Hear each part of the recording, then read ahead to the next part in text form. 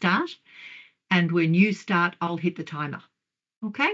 Anybody with any questions? All good? Okay. All right. Hi, everyone. My name is Mirta, and my capstone is focusing on the implementation of BrainLab's curve navigation system in a hospital operating room. And hereby, I hope to bridge project management theory with some real clinical practice. So before I begin, here's a quick overview of what I'll be covering today. I'll start with the project context and some objectives, and I'll properly introduce the BrainLab curve navigation system. Then I'll explain the frameworks and the workflow integration. I'll show you how I aligned PIMBOK's predictive approach with BrainLab's own processes. And from here, I'll outline the control and governance methods, followed by the implementation roadmap that I created, which structured each project phase. We'll then move into some key results before we discuss how quality and communication kept stakeholders aligned. And then finally, I'll share the operational and organizational outcomes, the main lessons learned. I'll reflect, and I'll conclude with some recommendations as well. So getting started with the curve navigation system itself, this slide does introduce the technology. It's BrainLab's flagship image-guided surgery system, and it does allow clinicians to plan, to review, and to document procedures directly in the operating rooms, which is pretty cool. For this project, curve navigation formed the technological foundation, but the objective was to ensure its safe and efficient implementation within an active surgical environment. So we looked into one operating room in the hospital. And this meant that we had to align technology with governance, with staff readiness, and not simply installing the system itself. And then below the objective, you will find some requirements. So we wanted zero workflow disruption and comprehensive user adoption, and everyone to be ready, feeling ready to get started. So for the framework and workflow, I used a predictive project management model based on PIMBOK's 6th and 7th editions, which meant that I defined my scope, my schedule, and my cost upfront, and I managed them through formal change control. I mapped every phase to BrainLab's digital surgery flow, which you find at the bottom of the page. And this mainly meant that before surgery would cover planning, site readiness, and configuration. During the surgery, we would represent the actual implementation and validation phases. And after the surgery corresponded to the evaluation and project closure phases. And this all was supported by academic oversight for some extra external assurance. Moving on to the performance control and governance. So to operationalize this predictive framework, we relied on some robust performance control mechanisms to keep the project on track. We applied earned value management and red, amber, green tracking, and these were governed by some thresholds that are outlined in my assessment to the status report, which ensured early identification of any deviations, really. Then, when any additional dry runs were included, we did initiate a formal change request, number 1 and 2, and these approved adjustments, they prevented any uncontrolled drift, which is consistent with Wysocki's 2019 page 290 structured change control model. Governance integrity was maintained through joint sign-offs by project sponsor and the BrainLab subject matter, which was Pauline, with this academic oversight providing this extra external assurance layer. And then here you'll find the actual roadmap, which I designed for BrainLab. So this is what they requested as an output. And it shows the full journey all the way from implementation to post-go live. It was based on a structured framework that we applied throughout this project, and it reflects both the academic planning and BrainLab's operational reality. It's validated by Pauline France, subject matter expert from BrainLab, and she did make one note that some phases do seem to overlap in reality, but we've decided to keep them separate just for clarity here. And it now works as a reusable model for future hospital installations, which is pretty cool as well. We can have a further look at this in the end if there's any questions. And then for the performance results and key metrics, so this table you find on the slide, it was taken from my Appendix B of my final report, and it does present a earned value summary at project closure.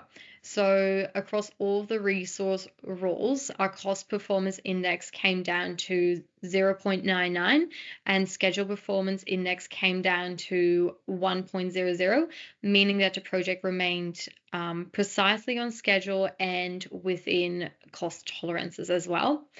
The variance analysis showed that there was minimal deviation, only an extra 11.6 hours overall, which was less than 1.5% of the total baseline work.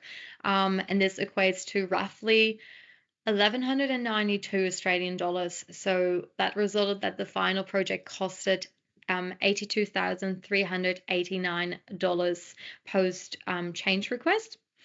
These cost calculations are all based on role-specific hourly rates. Those are detailed in Appendix A of the final report.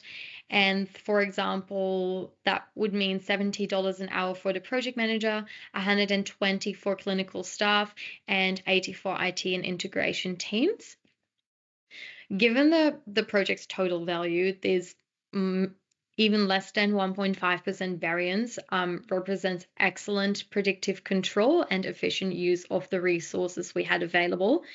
And together with Red Amber Green monitoring, this confirmed that the project maintained controlled delivery status throughout all of the implementation. Here you'll find the work breakdown structure, which divided the project into 8 clear phases, all aligned with PMBOK process groups. It defined ownership, deliverables, and review points, and the foundation for our schedule and risk management in the end. So every branch here linked back to measurable outputs that have given both the hospital and BrainLab full visibility of what was actually happening. And then on the next slide, you will see how this scope did translate into our baseline schedule.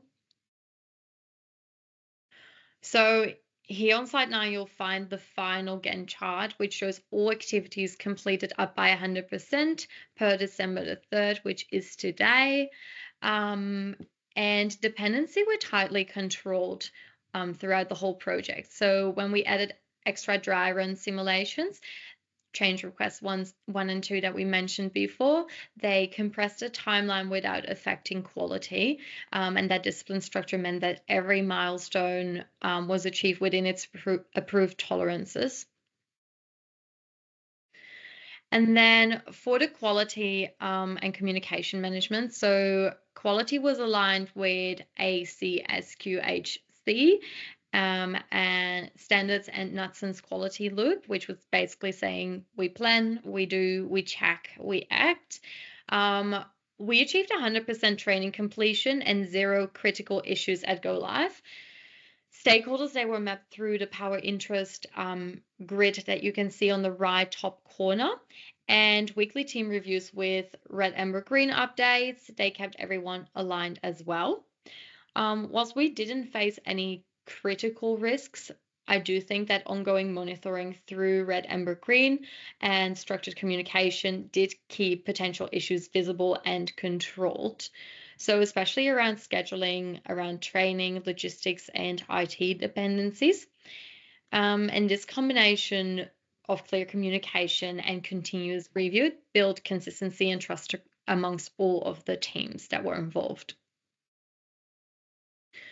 Then the operational outcomes. So the operational phase was one of the most revealing phases really of the project, because this is where planning met realities of the clinical environment. So we introduced a pre-go live buffer so staff could rehearse real surgical workflows. And this stage seemed essential in validating both technical readiness and human performance under near-life conditions.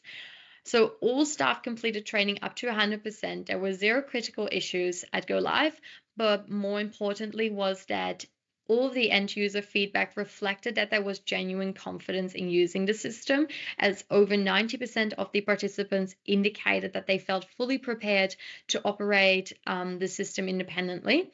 And the ability to achieve this outcome while there was no unplanned downtime, so operations could keep going, does illustrate how project governance transformed readiness into genuine operational stability.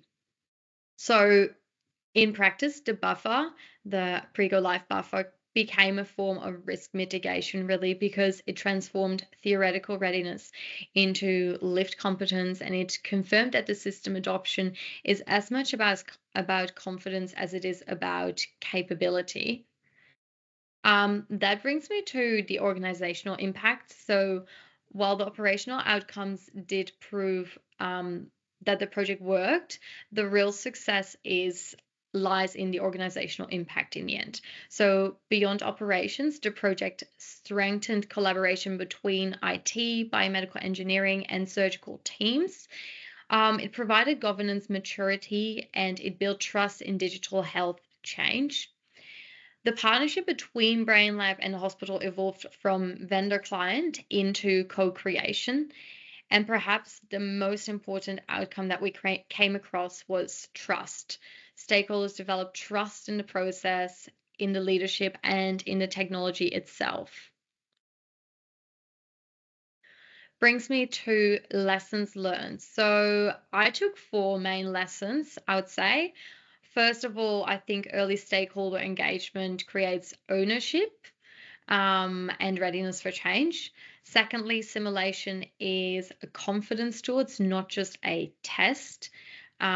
Thirdly, open communication prevents any last-minute pressures, any last-minute risk escalation. And finally, I think that disciplined adaptability, using in this case formal change requests, does let you stay flexible without losing control. So together, these lessons wrap up and illustrate that in complex healthcare environments, such as for this project, success isn't just about delivering a product, it's about delivering confidence, about alignment, and about capability around the end product. And that persists beyond project closure in itself. Then a bit of reflection about my professional growth. So this project has been transformative for me, both professionally and personally, because this project pushed me beyond theory into real healthcare delivery. Using the PMI talent triangle, I can see growth across all 3 dimensions, as you see depicted on the left. So I grew technically through using earned value management, working with Project Plan 365, and controlling baseline values. As a leader, I feel that I learned that clarity in communication does build trust, and strategically by linking project outcomes to eventual organizational value. On top of that, I will say that feedback from Pauline and Chris did confirm both professional accuracy and some reflective depth of my work. And altogether, I feel that this experience has definitely prepared me to more confidently pursue a career in health innovation and project leadership. Which brings me to the recommendations and future application. So I would recommend embedding the implementation roadmap that I showed earlier as a standard tool for future BrainLab installations. I would say earned value management and RAG dashboard should be integrated into internal reporting, and the pre-go live simulation should be adopted as a policy. On top of that, I think that continuous subject matter expert feedback will keep improving rollout efficiency and training quality. And lastly, I believe that this case could serve as a teaching model for both academic and professional development programs, as it illustrates how structured project management can bridge technology, healthcare, and organizational change. So together, these recommendations make this capstone not just a one-time project, but a foundation, I'd say, for ongoing improvement and scalable impact. And then the final slide. So in summary, the project successfully delivered BrainLab's curve navigation system safely, on time, and within budget. It proved that structured project management can drive real transformation in clinical settings. And I still want to thank Pauline, who isn't here, but she was my subject matter expert, for her industry guidance. And I want to thank Chris for her academic support as well. And I want to thank the rest of you guys all for your time. I'm happy to take any questions if there are any about the project or its implementation process. And I will just quickly show you my references here in the end and the BrainLab logo. Thanks, guys. That was